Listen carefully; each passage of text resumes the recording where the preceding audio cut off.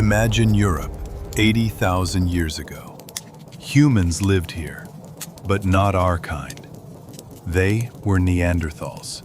Stocky bodies, broad noses, heavy brows, perfectly adapted to the Ice Age. They were built for survival. For hundreds of thousands of years, they hunted mammoths and woolly rhinos, sharing the land with saber-toothed predators. Life was harsh. Freezing winds, endless winters. But Neanderthals endured. Their groups were small, maybe 20 to 30 individuals. Each depended on the others. Around campfires, they taught children how to knap stone, how to survive in a dangerous world. Fire was life. It gave warmth, protection, and a place to gather as a family. Archaeologists find traces of hearths, stone tools shaped with precision, and shelters in caves. Neanderthals were not beasts. They were humans, just a different kind.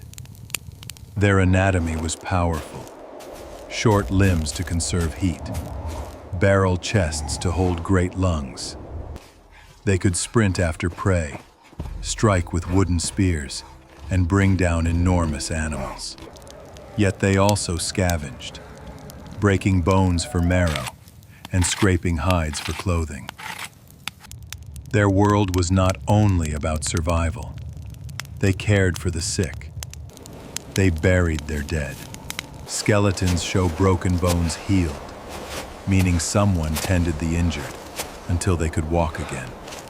At Shanidar cave in Iraq, a body was found sprinkled with pollen, a Neanderthal funeral 60,000 years ago. Did they believe in an afterlife or simply mourn their own?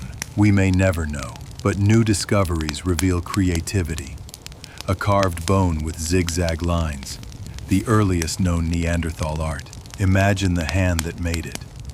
A mind expressing something abstract, not for survival, but for meaning. They also used pigments, collected shells, and wore ornaments, signs of identity and culture. Could they speak like us? Their hyoid bone suggests a voice box, capable of complex sounds. Genetic studies show the FOXP2 gene, linked to language, was present in Neanderthals too. Then, around 50,000 years ago, another kind of human arrived, Homo sapiens, us. At first, they coexisted. Sapiens and Neanderthals shared Europe and the Middle East.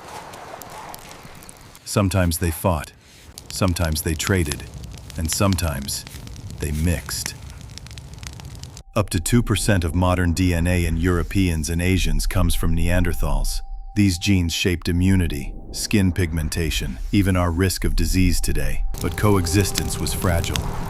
Neanderthal numbers were small, never more than a few 100,000. Then came ice, food shortages, and fierce competition. Our ancestors brought new tools, projectile weapons, and perhaps stronger social networks. Sapiens spread quickly, expanding into every corner of the continent, while Neanderthals dwindled. By 40,000 years ago, they were gone, the last of their kind. Why did they vanish? Scholars debate. Climate change, isolation, disease. But maybe the answer is simple. We outnumbered them, and numbers mean survival. Yet their story is not failure. For 200,000 years, they ruled the Ice Age world. They were intelligent, resilient, capable of compassion and creativity. Perhaps not so different from us. Perhaps not different at all. When you look in the mirror, remember, inside your DNA lives a trace of Neanderthal. They are gone, but they are also here, within every one of us. Their story reminds us we were never alone. We are the last survivors, and what we do with our future will decide if our species lasts as long as theirs. Neanderthals whisper across time. Adapt, endure, but never forget who you are. Next time, we'll explore another mystery. The tiny hobbits of Flores Island, humans, barely 1 meter tall. A different species, a different world, but the same great question. What does it mean to be human? Join us again as we uncover more lost relatives who walked the earth before us.